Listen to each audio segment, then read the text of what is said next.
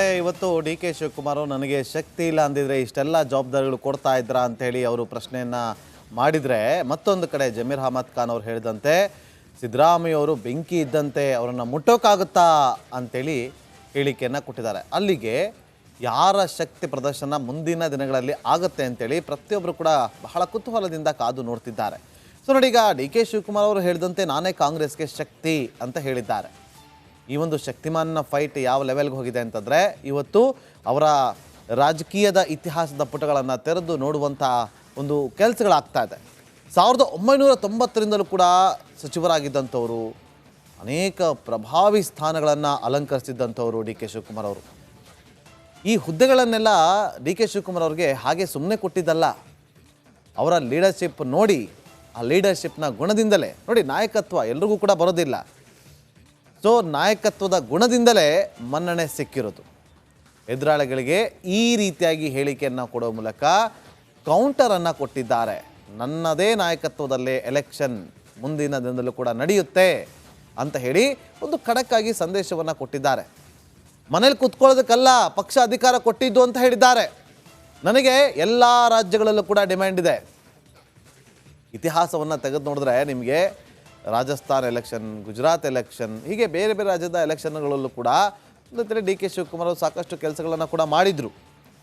ಬೇರೆ ಬೇರೆ ರಾಜ್ಯಗಳಲ್ಲೂ ಕೂಡ ಡಿಮ್ಯಾಂಡ್ ಇದೆ ನನಗೆ ಅಂತ ಹೇಳಿ, ಅಂದರೆ ಇಲ್ಲಷ್ಟೇ ಅಲ್ಲ ಡಿಮ್ಯಾಂಡ್ ನನಗಿರೋದು, ಬೇರೆ ರಾಜ್ಯದಲ್ಲೂ ಕೂಡ ಡಿಮ್ಯಾಂಡ್ ಇದೆ ಅಂಥೇಳಿ ಒಂದು ಸ್ಪಷ್ಟ ಸಂದೇಶವನ್ನು ರವಾನೆ ಮಾಡಿದ್ದಾರೆ. ಇಲ್ಲಿಂದ ಎಲ್ಲಿವರೆಗೂ, ಕೇರಳದಿಂದ ಬಿಹಾರದವರೆಗೂ ಕೂಡ ನನಗೆ ಆಹ್ವಾನ ಇದೆ. ಅಷ್ಟೆಲ್ಲ ಶಕ್ತಿ ಇಲ್ಲ ಅಂದಿದ್ರೆ ಕರೀತಾರಾ ಅಂಥೇಳಿ ಡಿ ಕೆ ಶಿವಕುಮಾರ್ ಅವರು ಪ್ರಶ್ನೆಯನ್ನು ಮಾಡಿದ್ದಾರೆ. ನನ್ನ ವೈಬ್ರೇಷನ್ ಬಗ್ಗೆ ಹೈಕಮಾಂಡ್ಗೆ ಅರಿವು ಇದೆ ಅಂಥೇಳಿ ಆ ಒಂದು ವಿಚಾರವನ್ನು ಕೂಡ ತಿಳಿಸಿದ್ದಾರೆ. ಹೀಗಾಗಿ ನನ್ನ ರಾಜಕೀಯದ ಇತಿಹಾಸದಲ್ಲಿ ನನಗೆ ಪಾರ್ಟಿಯಲ್ಲಿ ಫುಲ್ ಪವರ್ ಇರುವಂಥ ಸ್ಥಾನಮಾನಗಳನ್ನು ಕೊಟ್ಟಿದೆ, ಈಗಲೂ ಕೂಡ ಫುಲ್ ಪವರ್ ಇದೆ. ಸಾಮೂಹಿಕ ನಾಯಕತ್ವದ ಅಡಿಯಲ್ಲಿ ನೆಕ್ಸ್ಟ್ ಎಲೆಕ್ಷನ್ ನಡೆಯುತ್ತೆ ಅನ್ನೋದು ಕೂಡ ಅವರು ಸ್ಪಷ್ಟನೆ ಕೊಟ್ಟಿದ್ದಾರೆ. ಇನ್ನು ಇದು ಸ್ಪಷ್ಟನೆ ಕೊಟ್ಟಿದ್ದು ಯಾರಿಗೆ? ರಾಜ್ಯದ ಜನರಿಗಲ್ಲ, ಸಿದ್ದು ಬೆಟಾಲಿಯನ್ಗೆ ಈ ರೀತಿಯಾಗಿ ಸಂದೇಶವನ್ನು ಕೊಡೋ ಮೂಲಕ ಟಕ್ಕರನ್ನು ಕೊಟ್ಟಿದ್ದಾರೆ. ನೋಡಿ, ನಿನ್ನೆ ಅವರು ಕೊಯಂಬತ್ತೂರಿಗೆ ಹೋಗೋದಕ್ಕಿಂತ ಮುಂಚೆ ಮಾಧ್ಯಮದವರಿಗೆ ಒಂದು ಹೇಳಿಕೆಯನ್ನು ಕೊಡ್ತಾರೆ. ನಾನು ಹುಟ್ಟಿದ್ದು ಹಿಂದೂ ಆಗಿ, ಸಾಯೋದು ಕೂಡ ಹಿಂದೂ ಆಗಿ ಅಂಥೇಳಿ ಅಲ್ಲೂ ಕೂಡ ಮತ್ತೆ ಹಿಂದೂ ಅಸ್ತ್ರವನ್ನು ಕೂಡ ಪ್ರಯೋಗ ಮಾಡ್ತಾರೆ. ಅಷ್ಟೇ ಅಲ್ಲ, ಅದರ ಜೊತೆಯಲ್ಲಿ ಎಲ್ಲ ಧರ್ಮದವರನ್ನು ಕೂಡ ನಾನು ಪ್ರೀತಿ ಮಾಡ್ತೀನಿ. ಹಿಂದೂ ಅಷ್ಟೇ ಅಲ್ಲ, ಇತರೆ ಧರ್ಮದವರ ಬಗ್ಗೆಯೂ ಕೂಡ ನನಗೆ ಕಾಳಜಿ ಇದೆ, ಪ್ರೀತಿ ಇದೆ ಅನ್ನುವ ಮಾತನಾಡ್ತಾರೆ. ಮಹಾಕುಂಭಮೇಳದಿಂದ ಒಳ್ಳೆಯ ಅನುಭವ ಆಗಿದೆ ಅಂತೇಳಿ ಕುಂಭಮೇಳದಲ್ಲಿ ಭಾಗಿಯಾಗಿದ್ದರ ಬಗ್ಗೆ ಸಮರ್ಥನೆ ಮಾಡ್ಕೊಳ್ತಾರೆ. ಸದ್ಗುರು ಕಾರ್ಯಕ್ರಮದ ಬಗ್ಗೆಯೂ ಕೂಡ ಅವರು ಡಿಫೈನ್ ಮಾಡ್ಕೋತಾರೆ. ಕೈಗೆ ಡಿ ಕೆ ಶಿವಕುಮಾರ್ ಅವರು ಈ ರೀತಿಯಾಗಿ ಡಿಫೈನ್ ಮಾಡಿಕೊಳ್ಳುವ ಮೂಲಕ ಮುಜುಗರದ ಮೇಲೆ ಮುಜುಗರವನ್ನು ತಂದಿಡ್ತಿದ್ದಾರೆ. ಯಾವ ಲೆವೆಲ್ಗೆ ಅಂತಂದರೆ, ಡೋಂಟ್ ಕೇರ್ ಧೋರಣೆ ಅಂತಾರಲ್ಲ, ವರಿಷ್ಠರು ತಲೆ ಕೆಡಿಸ್ಕೊಳ್ಳೋಂಗಿಲ್ಲ. ನಾನು ಹುಟ್ಟಿದ್ದು ಹಿಂದುವಾಗಿ, ಸಾಯೋದು ಕೂಡ ಹಿಂದುವಾಗಿ.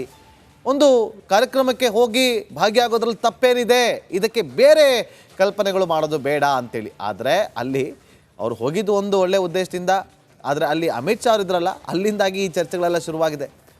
ಆ ರೀತಿಯಾಗಿ ವರಿಷ್ಠರ ಬಗ್ಗೆಯೂ ಕೂಡ ಡೋಂಟ್ ಕೇರ್ ಧೋರಣೆಯನ್ನು ತೋರ್ತಿದ್ದಾರೆ. ಯಾವುದಕ್ಕೂ ಕೂಡ ನಾನು ರೆಡಿ ಅಂತ ಹೇಳಿ ಇಂಡೈರೆಕ್ಟಾಗಿ ಸಂದೇಶವನ್ನು ರವಾನೆ ಮಾಡಿದ್ದಾರೆ. ಹೇಳಬೇಕು ಅಂತಂದರೆ, ಕಮ್ಮಿಂಗ್ ಎಲೆಕ್ಷನಲ್ಲಿ ಒಂದು ಹಿಂದೂ ಐಕಾನ್ ಆಗಿ ಹೊರ ಹೊಮ್ತಾರೆ ಅನ್ನೋದು ಸ್ಪಷ್ಟವಾಗಿ ಈಗ ಗೋಚರ ಆಗ್ತಾ ಇದೆ. ರಾಜಕೀಯ ಪಡಸಾಲೆಯಲ್ಲಿ ಇದೇ ರೀತಿಯಾದಂಥ ಚರ್ಚೆಗಳಾಗ್ತಾ ಇದೆ. ಸೊ ಆ ಮೂಲಕ ಸಿದ್ದು ಬಣದ ಮೇಲೆ ಮತ್ತೊಮ್ಮೆ ಉರುಳಿ ಬಿದ್ದಿದ್ದಾರೆ.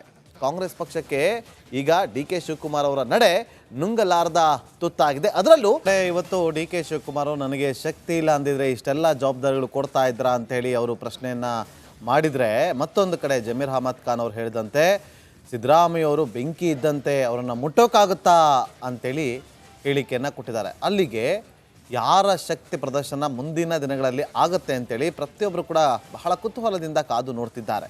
ಸೊ ನೋಡಿ, ಈಗ ಡಿ ಕೆ ಶಿವಕುಮಾರ್ ಅವರು ಹೇಳಿದಂತೆ ನಾನೇ ಕಾಂಗ್ರೆಸ್ಗೆ ಶಕ್ತಿ ಅಂತ ಹೇಳಿದ್ದಾರೆ. ಈ ಒಂದು ಶಕ್ತಿಮಾನ್ನ ಫೈಟ್ ಯಾವ ಲೆವೆಲ್ಗೆ ಹೋಗಿದೆ ಅಂತಂದರೆ, ಇವತ್ತು ಅವರ ರಾಜಕೀಯದ ಇತಿಹಾಸದ ಪುಟಗಳನ್ನು ತೆರೆದು ನೋಡುವಂಥ ಒಂದು ಕೆಲಸಗಳಾಗ್ತಾ ಇದೆ.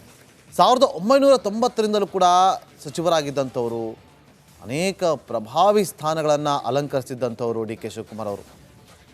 ಈ ಹುದ್ದೆಗಳನ್ನೆಲ್ಲ ಡಿ ಕೆ ಶಿವಕುಮಾರ್ ಅವ್ರಿಗೆ ಹಾಗೆ ಸುಮ್ಮನೆ ಕೊಟ್ಟಿದ್ದಲ್ಲ. ಅವರ ಲೀಡರ್ಶಿಪ್ ನೋಡಿ, ಆ ಲೀಡರ್ಶಿಪ್ನ ಗುಣದಿಂದಲೇ ನೋಡಿ, ನಾಯಕತ್ವ ಎಲ್ರಿಗೂ ಕೂಡ ಬರೋದಿಲ್ಲ. ಸೊ ನಾಯಕತ್ವದ ಗುಣದಿಂದಲೇ ಮನ್ನಣೆ ಸಿಕ್ಕಿರೋದು. ಎದುರಾಳಿಗಳಿಗೆ ಈ ರೀತಿಯಾಗಿ ಹೇಳಿಕೆಯನ್ನು ಕೊಡೋ ಮೂಲಕ ಕೌಂಟರನ್ನು ಕೊಟ್ಟಿದ್ದಾರೆ. ನನ್ನದೇ ನಾಯಕತ್ವದಲ್ಲೇ ಎಲೆಕ್ಷನ್ ಮುಂದಿನ ದಿನದಲ್ಲೂ ಕೂಡ ನಡೆಯುತ್ತೆ ಅಂತ ಹೇಳಿ ಒಂದು ಖಡಕ್ಕಾಗಿ ಸಂದೇಶವನ್ನು ಕೊಟ್ಟಿದ್ದಾರೆ. ಮನೇಲಿ ಕೂತ್ಕೊಳ್ಳೋದಕ್ಕಲ್ಲ ಪಕ್ಷ ಅಧಿಕಾರ ಕೊಟ್ಟಿದ್ದು ಅಂತ ಹೇಳಿದ್ದಾರೆ. ನನಗೆ ಎಲ್ಲ ರಾಜ್ಯಗಳಲ್ಲೂ ಕೂಡ ಡಿಮ್ಯಾಂಡ್ ಇದೆ. ಇತಿಹಾಸವನ್ನು ತೆಗೆದು ನೋಡಿದ್ರೆ ನಿಮಗೆ ರಾಜಸ್ಥಾನ್ ಎಲೆಕ್ಷನ್, ಗುಜರಾತ್ ಎಲೆಕ್ಷನ್, ಹೀಗೆ ಬೇರೆ ಬೇರೆ ರಾಜ್ಯದ ಎಲೆಕ್ಷನ್ಗಳಲ್ಲೂ ಕೂಡ ಅಂದರೆ ಡಿ ಕೆ ಶಿವಕುಮಾರ್ ಅವರು ಸಾಕಷ್ಟು ಕೆಲಸಗಳನ್ನು ಕೂಡ ಮಾಡಿದರು. ಬೇರೆ ಬೇರೆ ರಾಜ್ಯಗಳಲ್ಲೂ ಕೂಡ ಡಿಮ್ಯಾಂಡ್ ಇದೆ ನನಗೆ ಅಂತ ಹೇಳಿ, ಅಂದರೆ ಇಲ್ಲಷ್ಟೇ ಅಲ್ಲ ಡಿಮ್ಯಾಂಡ್ ನನಗಿರೋದು, ಬೇರೆ ರಾಜ್ಯದಲ್ಲೂ ಕೂಡ ಡಿಮ್ಯಾಂಡ್ ಇದೆ ಅಂಥೇಳಿ ಒಂದು ಸ್ಪಷ್ಟ ಸಂದೇಶವನ್ನು ರವಾನೆ ಮಾಡಿದ್ದಾರೆ. ಇಲ್ಲಿಂದ ಎಲ್ಲಿವರೆಗೂ, ಕೇರಳದಿಂದ ಬಿಹಾರದವರೆಗೂ ಕೂಡ ನನಗೆ ಆಹ್ವಾನ ಇದೆ. ಅಷ್ಟೆಲ್ಲ ಶಕ್ತಿ ಇಲ್ಲ ಅಂದಿದ್ರೆ ಕರೀತಾರಾ ಅಂಥೇಳಿ ಡಿ ಕೆ ಶಿವಕುಮಾರ್ ಅವರು ಪ್ರಶ್ನೆಯನ್ನು ಮಾಡಿದ್ದಾರೆ. ನನ್ನ ವೈಬ್ರೇಷನ್ ಬಗ್ಗೆ ಹೈಕಮಾಂಡ್ಗೆ ಅರಿವು ಇದೆ ಅಂಥೇಳಿ ಆ ಒಂದು ವಿಚಾರವನ್ನು ಕೂಡ ತಿಳಿಸಿದ್ದಾರೆ. ಹೀಗಾಗಿ ಈ ಒಂದು ನನ್ನ ರಾಜಕೀಯದ ಇತಿಹಾಸದಲ್ಲಿ ನನಗೆ ಪಾರ್ಟಿಯಲ್ಲಿ ಫುಲ್ ಪವರ್ ಇರುವಂಥ ಸ್ಥಾನಮಾನಗಳನ್ನು ಕೊಟ್ಟಿದೆ, ಈಗಲೂ ಕೂಡ ಫುಲ್ ಪವರ್ ಇದೆ. ಸಾಮೂಹಿಕ ನಾಯಕತ್ವದ ಅಡಿಯಲ್ಲಿ ನೆಕ್ಸ್ಟ್ ಎಲೆಕ್ಷನ್ ನಡೆಯುತ್ತೆ ಅನ್ನೋದು ಕೂಡ ಅವರು ಸ್ಪಷ್ಟನೆ ಕೊಟ್ಟಿದ್ದಾರೆ. ಇನ್ನು ಇದು ಸ್ಪಷ್ಟನೆ ಕೊಟ್ಟಿದ್ದು ಯಾರಿಗೆ? ರಾಜ್ಯದ ಜನರಿಗಲ್ಲ, ಸಿದ್ದು ಬೆಟಾಲಿಯನ್ಗೆ ಈ ರೀತಿಯಾಗಿ ಸಂದೇಶವನ್ನು ಕೊಡೋ ಮೂಲಕ ಟಕ್ಕರನ್ನು ಕೊಟ್ಟಿದ್ದಾರೆ. ನೋಡಿ, ನಿನ್ನೆ ಅವರು ಕೊಯಂಬತ್ತೂರಿಗೆ ಹೋಗೋದಕ್ಕಿಂತ ಮುಂಚೆ ಮಾಧ್ಯಮದವರಿಗೆ ಒಂದು ಹೇಳಿಕೆಯನ್ನು ಕೊಡ್ತಾರೆ. ನಾನು ಹುಟ್ಟಿದ್ದು ಹಿಂದೂ ಆಗಿ, ಸಾಯೋದು ಕೂಡ ಹಿಂದೂ ಆಗಿ ಅಂಥೇಳಿ ಅಲ್ಲೂ ಕೂಡ ಮತ್ತೆ ಹಿಂದೂ ಅಸ್ತ್ರವನ್ನು ಕೂಡ ಪ್ರಯೋಗ ಮಾಡ್ತಾರೆ. ಅಷ್ಟೇ ಅಲ್ಲ, ಅದರ ಜೊತೆಯಲ್ಲಿ ಎಲ್ಲ ಧರ್ಮದವರನ್ನು ಕೂಡ ನಾನು ಪ್ರೀತಿ ಮಾಡ್ತೀನಿ. ಹಿಂದೂ ಅಷ್ಟೇ ಅಲ್ಲ, ಇತರೆ ಧರ್ಮದವರ ಬಗ್ಗೆಯೂ ಕೂಡ ನನಗೆ ಕಾಳಜಿ ಇದೆ, ಪ್ರೀತಿ ಇದೆ ಅನ್ನುವ ಮಾತನಾಡ್ತಾರೆ.